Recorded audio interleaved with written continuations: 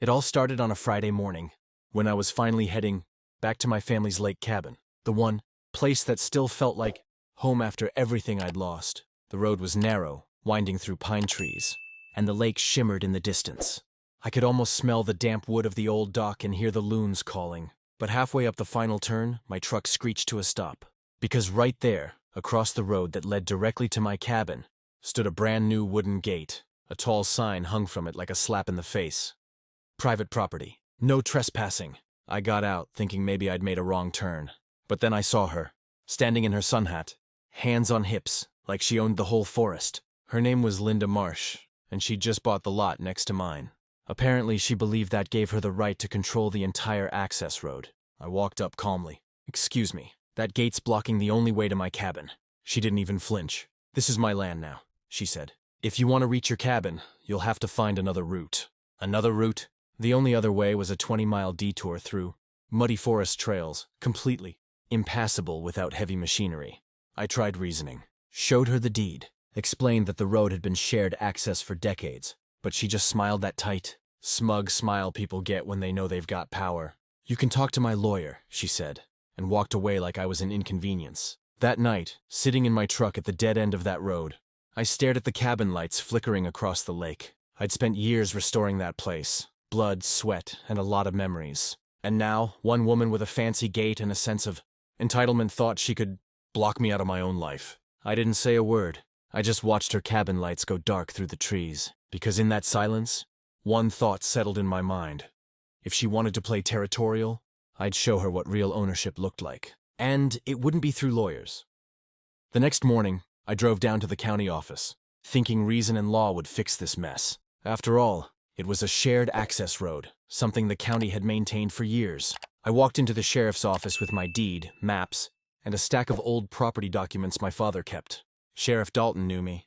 We'd fished together on that same lake once. I figured he'd straighten it out in a day, but when I explained the situation, his expression didn't budge.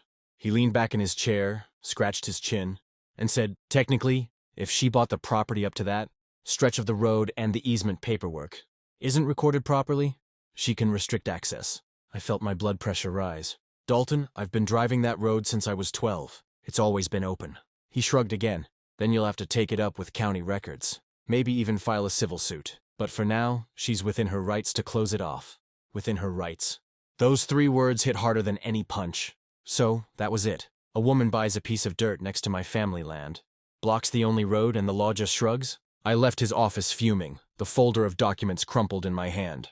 On the drive back, I slowed when I saw her, Linda, out by the gate, chatting with 2 men installing security cameras on the post. She spotted my truck and gave a little wave, that smug look glued to her face. "You again?" she called out sweetly. "Still trying to get through my property?" "Your property?" I snapped. "That road's been here longer than either of us." She tilted her head. "Well, maybe it's time for new rules." That's when I noticed the cameras weren't just for security. She was recording me, trying to bait me into reacting. She wanted me to lose my temper, to make me look like the bad guy. I smiled instead, rolled my window up and drove off slowly. But my mind wasn't calm. It was boiling over. Because if the law wouldn't help me reclaim my road, I'd have to take matters into my own hands. And when I take something personally, I finish it personally. That night, I parked on the other side of the lake and stared across at her brand new cabin. She had lights on every corner, motion sensors, and shiny siding that screamed money. I started thinking about what those walls would sound like when they came down. Because the law might protect her paperwork, but nature, noise, and payback, those belong to me.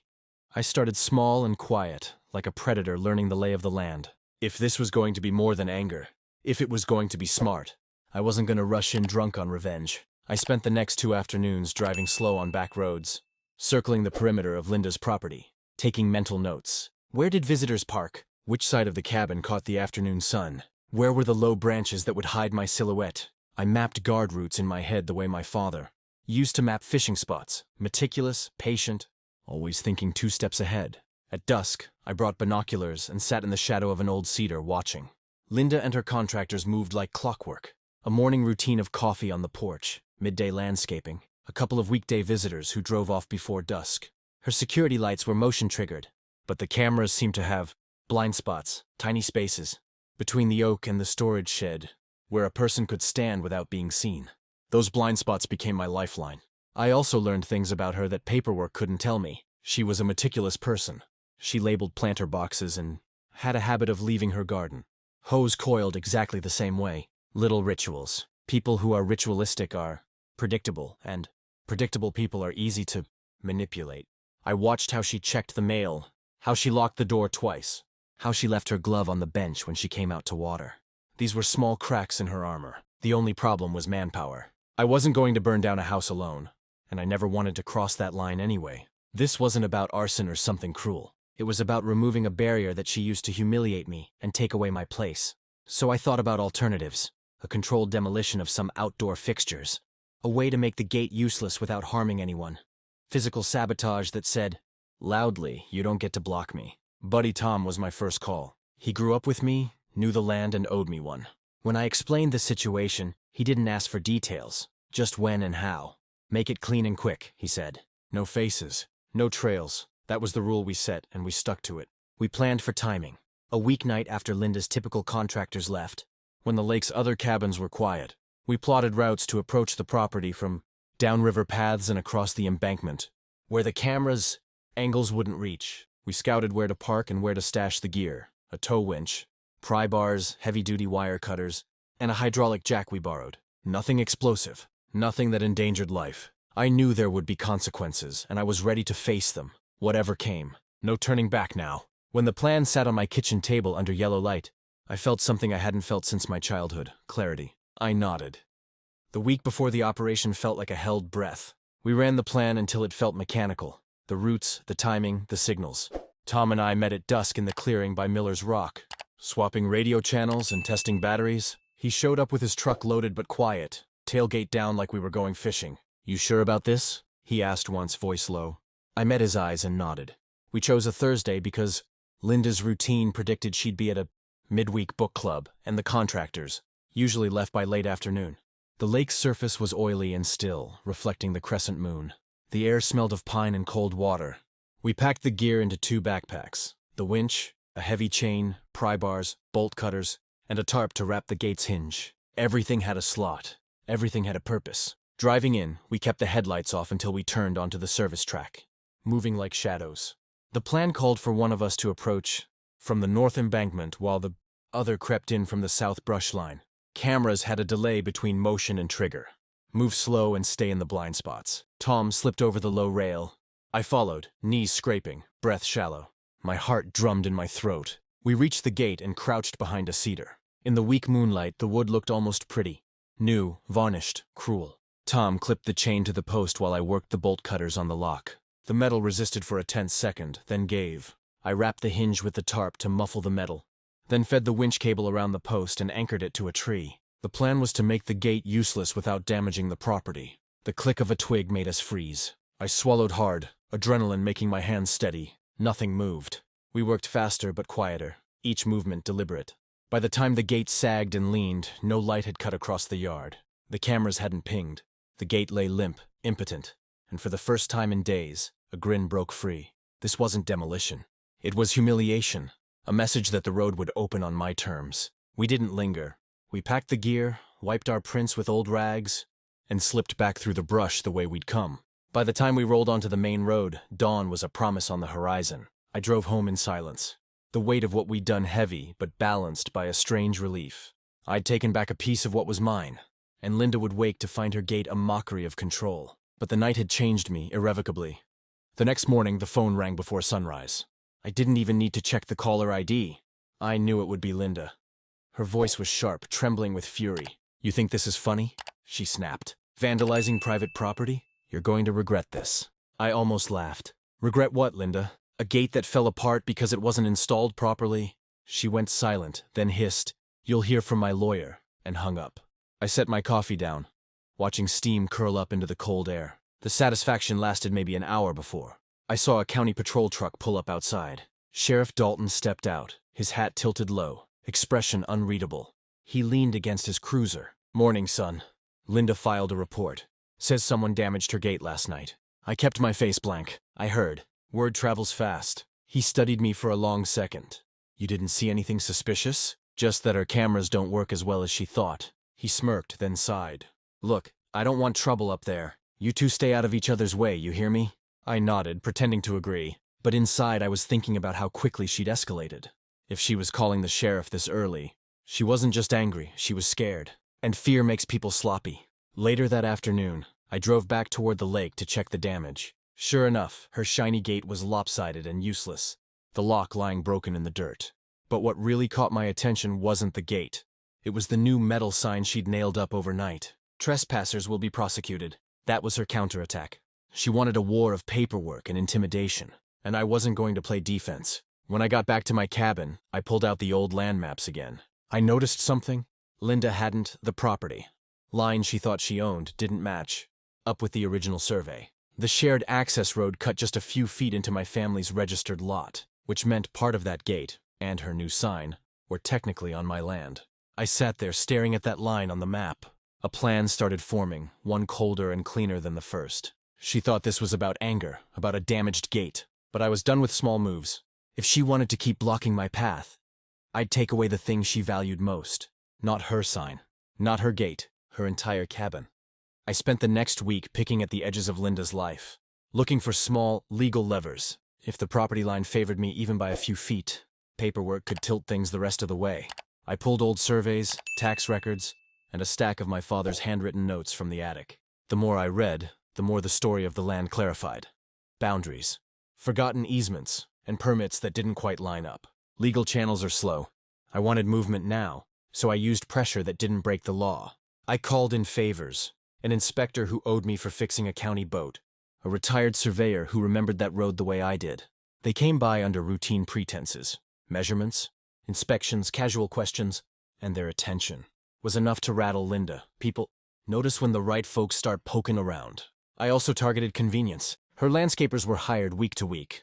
A couple of calls later, they had other jobs. Deliveries grew inconsistent after a confused address note showed up on a driver's manifest. Nothing violent, nothing illegal, just enough friction to make staying at the cabin less pleasant. My aim was to make the place inconvenient until the county did what it should have done in the first place. At night, I watched her less like a predator and more like a guardian of my legacy. Her porch lights blinked in a pattern I memorized. A guest list dwindled. The noisy weekend barbecues faded.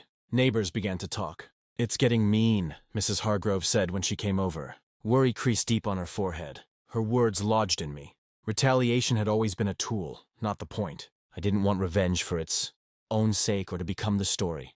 People told their grandkids with a shake of the head. That realization shifted the plan. I would still take hard steps, but measured ones. The cabin needed to be made unlivable. In practice, without endangering anyone. A loss of comfort, not of life. I sketched alternatives. Have the county declare certain utilities non-compliant, force inspections that would reveal shoddy installation, or expose missing permits that could delay occupancy. These were methods that used the system against itself. Legal pressure turned practical. Tom dropped by with coffee and a quiet nod. "You sure?" he asked. I looked at the map, at the thin line that had started all this, and knew I was. "I'm sure," I said. Clean and final, but not cruel. We packed the smaller tools that night. Wrenches, paperwork copies, cameras for documentation. The plan was set to be surgical, precise, unavoidable, and justified. I didn't relish it, but I believed it was right. No blood, no spectacle. Just justice. I started the morning at the county records office, under the hum of fluorescent lights and the quiet shuffle of paper. The map drawer creaked open and I spread deeds, easements, and a yellowed survey my grandfather had signed. Each line felt like a tooth in a gear. If one tooth shifted, the whole mechanism might turn in my favor. Filing an official complaint was oddly antiseptic. Forms filled in block letters, signatures, and carefully worded statements. I documented the date the gate appeared, the sheriff's shrug, the way her sign sat on the edge of my lot. I attached annotated maps, the retired surveyor's notes, and photos showing the road's long use. I kept the tone factual. Facts carry further than fury. The clerk stamped my packet and offered a tentative smile. "We'll open an inquiry," she said. It could take weeks. The stamp felt like armor. It meant the county had to investigate, and once the machinery of bureaucracy started, it could not easily be ignored. Back home, I wrote a short, neutral letter to the neighbors explaining the situation and asking for any old photos or recollections. No rhetoric, no threats, just a request for support. People with ties to a place don't like to see it disputed. A few messages arrived the same afternoon, faded. Polaroids showing trucks parked alongside the road, A neighbor's note remembering kids riding bikes there decades ago. Each response was another thin but steady nail in the narrative that this path belonged to the community. I also left a careful factual note for a local reporter. No sensational language, only the essentials. Resident blocked long-used access. County inquiry filed. Sometimes the press moves faster than courts. I was not trying to blow this into spectacle. I wanted attention enough to hurry the process, not destroy anyone. As the days passed, small irritations began to press on. Linda. Deliveries got delayed. When a shipping company questioned the address, landscapers grew skittish when an inspector showed up unannounced. The point wasn't to harm her, but to make remaining there less effortless. Pressure, when applied in the right places, can be quieter than any demolition. Late one evening, Mrs. Hargrove knocked on my door with a shoebox of photographs. "My husband took these," she said. The pictures showed a clear track, family picnics, trucks, proof that the road had been used openly for generations. I felt the case gather weight in my hands. That night, sitting on the dock, the water steady beneath me, I realized this fight was no longer merely about anger. It was about heritage. It was about the space where my memories lived. Paperwork, neighbors, and stamps were slow but patient, just like the lake. The truth, when documented, has a way of becoming inevitable. By the following week, the atmosphere around the lake had shifted. Linda was tense, walking her property like a cat on edge. The subtle disruptions we'd put in place, the delays, the inspections, the neighbors quietly supporting my claim, had begun to weigh on her. She drove past the gate more slowly, stared at the leaning posts, and muttered under her breath when a contractor hesitated to cross the property line. I watched from my cabin, keeping a careful balance between observation and patience. I didn't need to act recklessly. She was unraveling on her own. Every small misstep she made, every annoyed glance at a delivery driver, reminded me that control wasn't about money, security cameras, or signs. It was about authority. And authority, it turns out, can be fragile. One evening, I noticed the county inspector walking slowly along the road, clipboard in hand. His presence was enough to make Linda step back and pace, muttering to herself. I stayed on the dock, sipping coffee, knowing the first official acknowledgement of my complaint had been filed. The law was now moving, and its weight was starting to tilt the situation in my favor.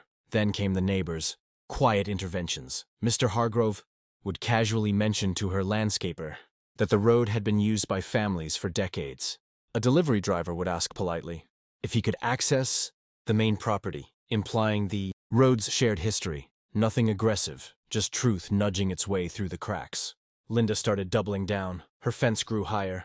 Cameras repositioned, more security lights installed. Every addition was a signal of panic disguised as preparation.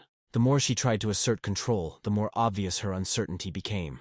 From my perspective, it was almost entertaining, seeing the carefully maintained image of power wobble in real time. That night, I laid out the next steps on paper. This wasn't about destroying her property yet. It was about making her cabin's dominance meaningless. We had time.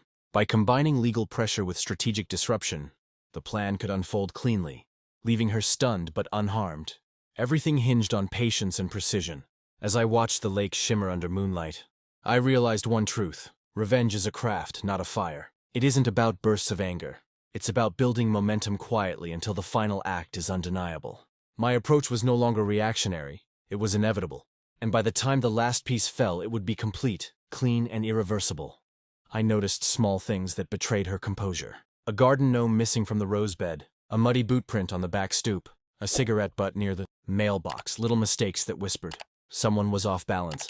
Her life had shifted from polished to precarious, each inconsistency a loose thread.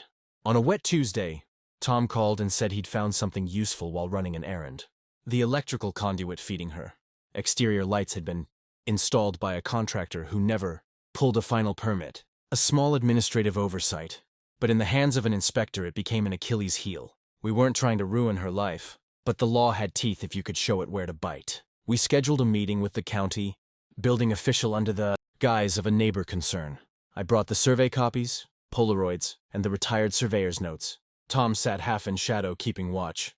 The inspector frowned as he flipped through the documents, made a few calls, and agreed to prioritize a follow-up inspection. That call was the sound of bureaucracy moving finally. The morning the inspector arrived, I watched from across the lake as he walked the yard with measured steps. After an hour, he walked back to his truck, made notes, and called in reinforcements, a permits officer and an electrical inspector. Their presence felt like an approaching tide. The electrical inspector found the missing permit and a few irregularities. Non-compliant wiring near the deck and improvised junctions that hadn't been inspected. The report would take days. Linda's reaction was immediate and unlike the composed woman I had seen before. She ran from door to window like someone afraid of losing something essential. Contractors scurried back to correct violations. Others refused to touch the job without proper paperwork. Her guests dwindled. The laughter and music that once drifted across the water stopped. Her cabin became, in practice, a construction zone. It felt strange to watch. I didn't relish her discomfort, but I recognized the effectiveness of lawful pressure when applied carefully. The line between justice and cruelty is thin, and I kept checking my feet to make sure I hadn't crossed it. So far, we'd stayed on the right side. Paperwork, inspections, neighbor testimony. Nothing illegal, just consequences. That night, rain tapping on the roof, I sat on the dock and let the quiet fill me. The inspectors had given us leverage. The county had begun to notice. With the report pending, Linda's options were narrowing. The next move required patience and a steady hand, like guiding a boat through a narrow channel without capsizing. I felt steadier than I had in weeks. I realized the fight had become larger than us. It was about place, memory, and who gets to belong truly. By the following week, the pressure on Linda had begun to show in more obvious ways. The county inspectors had left detailed notices, citing her cabin for multiple code violations. The wiring issues were just the start. Plumbing connections were questionable, and the original septic permits had never been finalized. Her contractors refused to return until she obtained proper approvals. She was trapped by her own oversight, a gilded cage built on negligence. From my dock, I watched her pacing the yard, phone glued to her ear. Each conversation sounded frantic, and each step she took betrayed the veneer of control she tried to maintain. I noted which doors she left unlocked when running inside to answer calls and which windows she habitually checked. The cabin, once a fortress of pride, had become a stage for her panic. I also noticed how neighbors began to shift subtly. The Hargroves, and a few other longtime Lake residents started asking her pointed questions about the easements, echoing the historical use of the road. Their casual conversations hinted at scrutiny without any direct confrontation. It was astonishing how quickly peer pressure and social consensus can influence someone who relies solely on money and authority. That night, Tom and I reviewed the progress. "It's working," he said, voice low. "She's losing composure, and she doesn't even realize it yet." I nodded, though I reminded myself not to let satisfaction cloud judgment. There was still a long way to go before any final action. We adjusted our next moves carefully. More inspections were scheduled, this time targeting safety compliance. I made sure the documents were precise and unassailable, leaving no room for her to exploit technicalities. Meanwhile, small inconveniences were maintained. Contractors hesitated, deliveries arrived late, and occasional miscommunications reinforced the sense that the property was no longer as under her command as she imagined. The lake itself became a quiet ally. The still water reflected the tension perfectly. The distant lights of other cabins revealed occasional glances, whispered concerns, and subtle alliances forming around the road and shared access. Nature, bureaucracy, and human observation worked in concert to gradually dismantle her control. As I sat on the dock that night, notebook in hand, I felt a strange mixture of anticipation and responsibility. This wasn't about anger anymore. It was about reclaiming rightful access, enforcing boundaries, and ensuring that a place built on memory and heritage remained protected. I understood now that power is fragile, and when you apply pressure in the right places, it doesn't need force to break. The first cracks had appeared. The cabin's dominance, once unshakable, was starting to crumble from within, and soon the larger move would come. It was on a gray Thursday morning that I realized the situation had reached a tipping point. Linda's panic had become evident not just to me, but to anyone passing near her property. The county inspectors were still on site, taking notes, measuring distances, photographing irregularities, and filing reports that would eventually be impossible to ignore. Every step she took was reactive, defensive, and increasingly frantic. From my dock, I could see her pacing back and forth, sometimes stopping to stare at the leaning gate she had once proudly built. The gate, now useless, symbolized everything she thought she controlled. Her contractors whispered in corners, glancing nervously at their paperwork, unsure if the next inspection might reveal more violations. For someone who thrived on appearances, losing the illusion of control was more devastating than any tangible consequence. Neighbors, too, began speaking openly about the historical use of the road. Casual remarks, polite inquiries, and shared anecdotes painted a clear picture. The lake road was never meant to be blocked. Linda's attempts to dismiss or intimidate people were failing. Even the delivery drivers and local service personnel started hesitating, subtly signaling that crossing her threshold was risky. Her influence was evaporating. That afternoon, I received a call from a neighbor who had watched her for weeks. "She's losing it," Mrs. Hargrove whispered. "I think she's realized she's fighting more than just the county. Everyone around here knows the road has always been shared." Her excitement was tempered with concern, but it confirmed what I had already seen. Linda's defenses were collapsing. Tom and I met later to review our strategy. "We're at the point where any misstep will cascade," he said. I nodded, recognizing the truth. The county inspections, the pressure from neighbors, and the legal documentation had created a scenario where her cabin's perceived dominance was fragile. Any additional nudge would tip it into complete vulnerability. That night, I sat quietly by the lake, watching the moonlight bounce off the water. I made my mental checklist. The permits were incomplete, inspections pending, neighbors aligned, and the gate destroyed. All that remained was one decisive move to reclaim the road fully and ensure that Linda could no longer assert control over the access that belonged to generations of families, including mine. The tipping point wasn't a single event. It was a culmination of small, deliberate actions. Linda's panic, the county's attention, and the social pressure were converging. It was only a matter of time before everything she thought was secure would unravel completely. I exhaled slowly. When the moment came, it would be clean, precise, and final. By Monday morning, the county's findings were finalized. The electrical, plumbing, and structural inspections had uncovered multiple violations, some minor, some serious enough to warrant immediate remediation.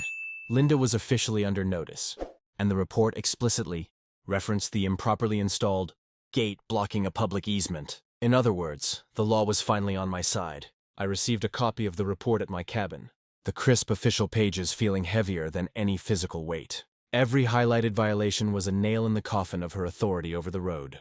I read them carefully, noting that the county could now require her to fix the issues or face fines, and that included removing any obstruction to the access road. I wasn't gloating.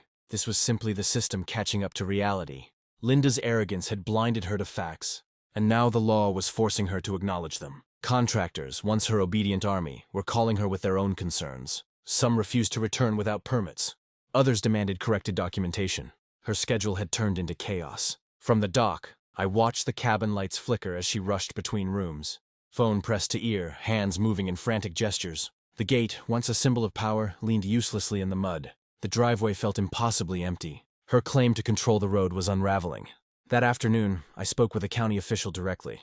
"So she's required to remove any obstructions and comply with permits?" I asked. "Exactly," the inspector said. "She has a timeline, and failure to meet it can result in fines or even forced compliance by the county." I hung up, letting the news sink in. No dramatic confrontation, no explosives, no vandalism, just a clear legal route to reclaim what was mine. I realized that true power doesn't always roar. Sometimes it's silent, deliberate, and inevitable. That evening, I noticed Linda stepping outside for the first time in hours, surveying the leaning gate. She glanced at my cabin across the lake. I imagined the thought in her mind. I've been beaten by papers, inspections, and neighbors, and in a way, she had been. Tom and I reviewed the final steps of our plan. We didn't need to act violently anymore. The law would do the heavy lifting. All that remained was a calculated, precise nudge to ensure compliance, and then the road would be open. The tension that had been building for weeks had brought us here, to the cusp of final resolution. For the first time, I allowed myself a slow, satisfied smile. Linda's control was evaporating, and when the road was finally clear, the lake cabin, my sanctuary, would be accessible without obstruction. For a few days, there was an eerie calm. Linda seemed to sense the tide had turned, but she still clung to the illusion that she could salvage control. Contractors came and went hesitantly, inspections loomed, and the county had given her explicit deadlines. I stayed mostly on my dock, watching the lake shimmer under the early morning light, letting the tension settle like sediment. It was during these quiet hours that I realized how strategic patience had been. I hadn't rushed in with anger or impulsive action. I had let the law, the neighbors, and small, precise disruptions do the work. Each piece of the plan had fallen into place almost organically. The gate had been neutralized. The county inspections revealed her oversights, and her social authority had cracked. Yet, there was still one thing left: her stubborn refusal to formally acknowledge the easement and restore access. That's where a subtle, final push would be necessary. I wasn't looking for confrontation or spectacle, just closure. Late in the afternoon, Tom and I walked the perimeter quietly, noting potential weak points and routes she might attempt to reclaim. We weren't planning sabotage this time. It was reconnaissance to ensure there would be no surprises when the final compliance checks occurred. Every corner of her property was visible, every exit monitored, and the road clear of debris. Neighbors began asking questions again, casually noting the presence of county inspectors and reminding her of the shared access. Each interaction chipped away at her confidence. By now, Linda rarely ventured past her porch without a careful glance toward the water, as if fearing an unseen audience. I also prepared mentally for the final confrontation. Though it would be quiet, it would be decisive. I made a point to document everything meticulously, photographing the gate, the driveway, and any obstructions. The goal was not revenge for revenge's sake.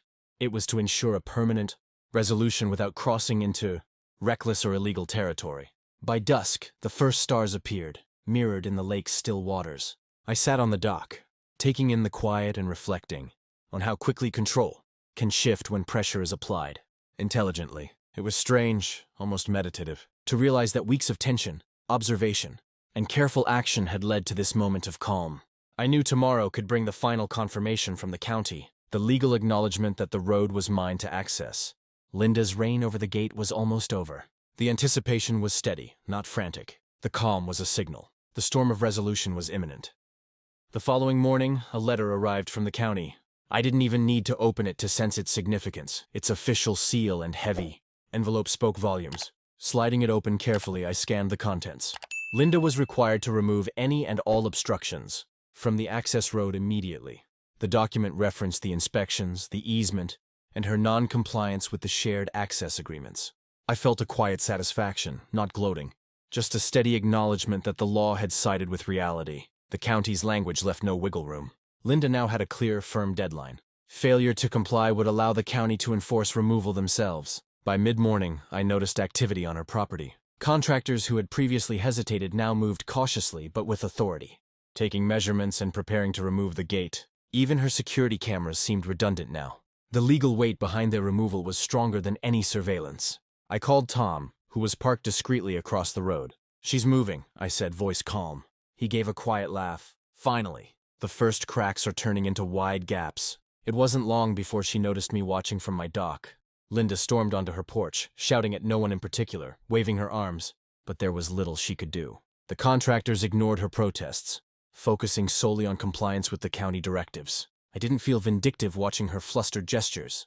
I simply felt the satisfaction of inevitability. Neighbors started whispering in approval. The long history of the road's use had finally been recognized, and their quiet support emboldened me. Mrs. Hargrove even waved from her porch, a subtle signal that justice, when patient and persistent, can triumph without aggression. By evening, the gate was gone, its wooden posts lying in the mud. Linda's cabin, once a symbol of control, now seemed exposed, vulnerable and less imposing. The road stretched cleanly past her property, back to my cabin without interruption. As I stood on the dock, the water reflecting the fading light, I realized something important. The confrontation had never been about destruction. It had been about reclamation, patience, and the meticulous application of pressure in the right places. One small concession from the county had unraveled weeks of arrogance. The first victory was complete. The road was open again, and the stage was set for full resolution. Linda's next moves would either accept the outcome or accelerate the consequences she had long ignored. The morning of the final inspection arrived with an uneasy quiet. I watched from the dock as county officials approached. Linda's property with clipboards, cameras, and measuring tools. This was the culmination of weeks of pressure, documentation, and small interventions. A single day that would determine whether the road would remain open without obstruction. Linda met them at the gate, her posture rigid, voice clipped as she tried to assert control. "I don't see why this is necessary," she said. But the inspectors were professional and unyielding. They referenced the previous violations, the incomplete permits, and most importantly, the easement rights. Her protests fell flat. From across the lake, I noted every detail. Her hurried gestures, the tense movements of her contractors, the subtle expressions of doubt on her face. The gate, now removed, had left a clear path. The county's attention was the final authority she couldn't argue with, and I could see it settling over her like a shadow she couldn't escape. The inspectors walked the property systematically, checking boundaries, noting obstructions, and verifying compliance. Each tick mark on their sheets tightened the noose of accountability. By late afternoon, they had completed the final assessment. One of the inspectors handed Linda a copy of the compliance notice. All previous violations corrected and access to the shared road restored. I could see the moment she realized her control was gone. She stood frozen, the weight of inevitability pressing down. There was no shouting, no dramatics, just the slow, sinking acknowledgement that she had lost. I didn't gloat, but I allowed myself a deep exhale. Weeks of careful planning, patience, and strategic pressure had worked. Neighbors began to peek out of their homes, whispering congratulations, and quiet comments about the long-overdue restoration of the road. Mrs. Hargrove gave me a thumbs up from her porch, a small but satisfying nod of approval. The community had reinforced the law, and the law had reinforced the community. Later that evening, I drove slowly down the newly cleared road. The lake stretched on either side, calm and undisturbed. My cabin came into view, just as it had been for decades, accessible without obstruction. The gate, Linda's protests, and all the fears she had tried to project now felt like distant echoes. I parked, walked to the dock, and let the stillness of the lake sink in. This wasn't about revenge or destruction. It was about reclaiming what had always been mine and restoring order. The careful patience, the quiet pressure, the legal strategy, they had done the work far more effectively than any impulsive act could have. For the first time in weeks, I felt complete calm. The road was mine, my cabin was mine, and Linda's lessons, though hard, were finally clear. The morning after the final inspection felt almost surreal. I drove slowly along the road that had once been blocked, my tires crunching the gravel where Linda's gate had been. Each turn, each familiar tree, reminded me of years spent on this path. The lake glimmered through the trees, and the early light cast long shadows, painting the road in gold. For the first time in weeks, I could move freely without obstruction. I stopped at the site where the gate had stood. The posts had been removed, the mud leveled, and the earth smoothed. A few tools had been left behind by the county crew, but there was no trace of hostility, no sign of confrontation, just a restored path, open, clear, and mine. I walked along the road, taking in the quiet. Birds called from the pines, and the water lapped gently against the shore. There was a satisfaction in the simplicity of it, no drama, no spectacle, just reclamation. The road had been taken from me, and now it was returned, reinforced by law, community support, and careful planning. Neighbors began to appear, subtly at first. A few waved. Some smiled knowingly as if sharing a private victory. Mrs. Hargrove came over, her usual cup of tea in hand. "Looks like things are back where they belong," she said with a quiet grin. It was a small acknowledgement, but it mattered. Their validation, combined with the county's authority, made the victory feel complete. Even Linda's cabin from a distance seemed smaller now, not diminished in size, but in control. The absence of the gate, the constant scrutiny from inspections, and the quiet but persistent pressure had reduced her presence on the lake. She still had her home, but it no longer dictated the terms of access. I returned to my cabin, opened the door, and let the familiar smells of wood and lake air fill the room. Walking past the worn furniture and shelves filled with memories, I realized that this fight had never been about destruction.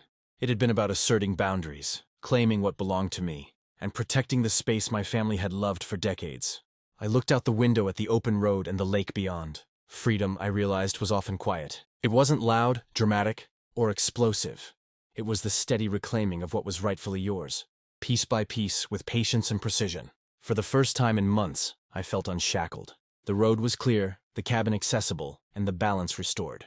The lake, as always, remained constant, reflecting the sky and the trees, as if it had been waiting for justice to be served. With the road finally open, a strange calm settled over the lake. Linda had retreated into her cabin, no longer venturing out unless absolutely necessary. The county inspections had ended, the gate was gone, and the access she had tried to control for so long was restored. For the first time, I felt the weight of the ordeal lift slightly, though a final sense of closure still lingered in the air. I spent the morning walking the road, noticing small details I had long ignored. The cracks in the asphalt, the wildflowers pushing through gravel, the birds nesting in low branches. Each step felt like reclaiming not just a path, but decades of memory, tradition, and the quiet dignity of ownership. This road wasn't just a physical connection. It was a symbol of continuity, of my family's legacy, and the lake's history. Neighbors, sensing the resolution, began speaking more openly. Mr. Hargrove mentioned in passing that some local families had long complained about Linda's gate, but never had the courage or evidence to challenge it. Now the path was clear, and the community's support for rightful access was undeniable. The quiet backing of neighbors had been as critical as the legal avenues. Later, Tom and I met at my cabin to go over the last steps. "She'll probably sulk for a while," he said, shaking his head. "But the work's done. Nothing more to push." I nodded. Indeed, there was no need for any further maneuvering. The law, the community, and our patience had done what brute force could not. That afternoon, I finally approached the site where the gate had stood. The mud was leveled, the posts gone, and the road was completely unobstructed. I ran my hand along a smooth section of wood from a fallen post, then let it go. Symbolically, it was over. There was no gloating, no celebration, just recognition that persistence and precision had achieved what impulsive action never could. Looking across the water, Linda's cabin seemed smaller, less imposing. Her presence had always been loud in its arrogance, but now it was quiet, almost invisible from a distance. Control, I realized, is ephemeral. Respect, patience, and careful strategy endure. I returned to my own cabin, sat on the dock, and allowed myself to breathe. The lake remained calm, reflecting the early evening sky, as if acknowledging the resolution. The road was mine again, the cabin accessible, and the balance restored. The score had been settled, not through destruction, but through quiet, deliberate action, and the satisfaction was deeper for it. With the road cleared and access fully restored, life around the lake began to settle back into its natural rhythm. The tension that had defined the past weeks slowly dissolved, replaced by the gentle sounds of water lapping against the dock, and the wind rustling through the pines. My cabin, once overshadowed by the gate and Linda's audacious blockade, now stood fully reclaimed. I spent the first few days inspecting the property. Small maintenance, tasks that had been postponed during the conflict finally got attention. Repairing a loose railing on the dock, clearing fallen branches along the path, and tidying the yard. Each small task felt symbolic. A restoration not just of the cabin, but of my confidence in protecting it. Neighbors began walking by again, smiling and chatting casually. The Hargroves brought over a basket of fresh fruit, commenting on the road now being clear and the ease of access. Their quiet acknowledgement reinforced what I had achieved. The lake, for everyone, was returning to the state of shared enjoyment it had always been. Meanwhile, Linda's cabin remained largely unused. I occasionally noticed her sitting on the porch, staring at the lake, but she never ventured near the road. The legal pressure, inspections, and community scrutiny had taught her limits. The arrogance she had once displayed had eroded under steady, intelligent pressure. Tom and I took an evening walk along the road, reflecting on everything that had happened. "It's strange," he said. "You didn't break anything major, and yet the whole dynamic changed." I nodded. That was the point. True strategy doesn't rely on destruction. It relies on patience, foresight, and understanding leverage. As the sun dipped behind the trees, I sat on my dock and watched the water glow in shades of gold and orange. I realized that the fight had been about more than a gate or a cabin. It had been about asserting boundaries, preserving memories, and proving that calculated action is often more powerful than impulsive retaliation. For the first time in weeks, I felt the serenity that had drawn me to the lake in the first place. The road, once a battleground, was now a quiet conduit between the past and present, allowing freedom of movement and the restoration of trust in place and process. The long struggle had ended, but the lessons remained. Patience, strategy, and precise action can achieve what anger alone cannot. And that realization brought a deeper satisfaction than any momentary victory could. By this point, the lake had returned to its normal rhythm. The morning fog lifted slowly off the water. The loons called across the distance, and the familiar scent of pine filled the air. The road was open, clear, and fully usable. My cabin, finally free of obstruction, stood as a quiet testament to patience, strategy, and persistence. I spent the morning walking the cleared road, noting how natural and unthreatening it felt without the gate looming overhead. Every turn, every tree, every stretch of gravel reminded me that this wasn't just about access. It was about reclaiming space that had always belonged to generations of families, including mine. Neighbors stopped by, offering smiles, nods, and casual greetings that now carried an unspoken acknowledgement of what had transpired. Mrs. Hargrove waved from her porch, and even a few visitors I hadn't seen in years paused to chat. The community itself seemed to breathe easier now that the tension had evaporated. Linda's cabin, once a symbol of obstruction and control, was quiet. I saw her moving about inside only occasionally, but she never ventured near the road. Her presence had been diminished not by force, but by the steady application of logic, law, and strategic pressure. The transformation was subtle yet complete. I reflected on the past weeks, the gate, the inspections, the paperwork, the patience. Each step had been deliberate, No rash decisions, no reckless acts, no unnecessary escalation. Just careful, intelligent moves that left her with little choice but to comply. In this quiet victory, there was a sense of completeness far beyond any dramatic confrontation. Later, I sat on the dock, the sun low on the horizon, painting the lake in gold and crimson. The water shimmered, reflecting the stillness I had been striving for all along. The lake had always been more than a place. It was a sanctuary, a witness to memory, and now a reminder that patience and strategy could restore balance. Tom called later that evening, his voice low and satisfied. "You did it," he said simply. I smiled, knowing that yes, this chapter of the struggle had ended. Not with drama, not with destruction, but with careful, deliberate action that respected both law and life. As night fell and the stars reflected in the water, I finally allowed myself to feel the weight lift fully. The road was mine, my cabin was mine, and the lake remained a constant, quiet witness to the restoration of order. The morning air was crisp, carrying the scent of pine and lake water as I stepped onto my dock. The lake, calm and unbroken, reflected the sky in perfect clarity. After weeks of tension, inspections, strategic pressure, and careful planning, everything had come full circle. The road was clear, my cabin accessible, and the lake restored to the peaceful sanctuary it had always been. I walked along the gravel path, noting the smoothness where the gate had been removed. No evidence remained of the conflict, only the path itself wide and inviting, stretching from the main road to my cabin. It felt symbolic, proof that patience, strategy, and persistence could reclaim what was rightfully yours without resorting to recklessness. Neighbors waved, smiling as they passed.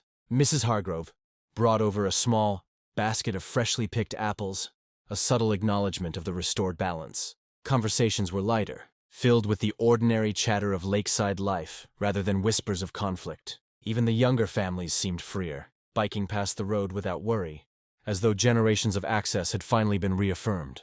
I glanced toward Linda's cabin. It sat quietly, almost invisible behind the trees. Her presence, once imposing and disruptive, was now diminished, not through destruction, but through careful application of law, observation, and strategy. The message was clear: obstruction and arrogance cannot withstand patience and calculated action. Sitting back on the dock, I took a deep breath, letting the sunlight warm my face. This fight had never been about revenge in the traditional sense. It was about protecting a legacy, asserting rightful access, and restoring order. Every step, from observing her routines to documenting easement rights, had been deliberate, measured, and precise. The satisfaction I felt was deeper than any instant gratification. It was the satisfaction of justice executed quietly, yet undeniably. The lake mirrored the sky, calm and eternal. I realized that true power doesn't always roar. It often moves silently, with strategy, patience, and foresight. The road was open, the cabin was secure, and I had reclaimed more than a path. I had reclaimed peace, control, and respect for what was mine. As I watched the sun rise higher, glinting off the water, I understood something fundamental. Sometimes, victory is measured not by destruction, but by restoration. And in this quiet, enduring triumph, everything was exactly as it should be. The battle was over. The road, the cabin, and the lake, all were mine once again.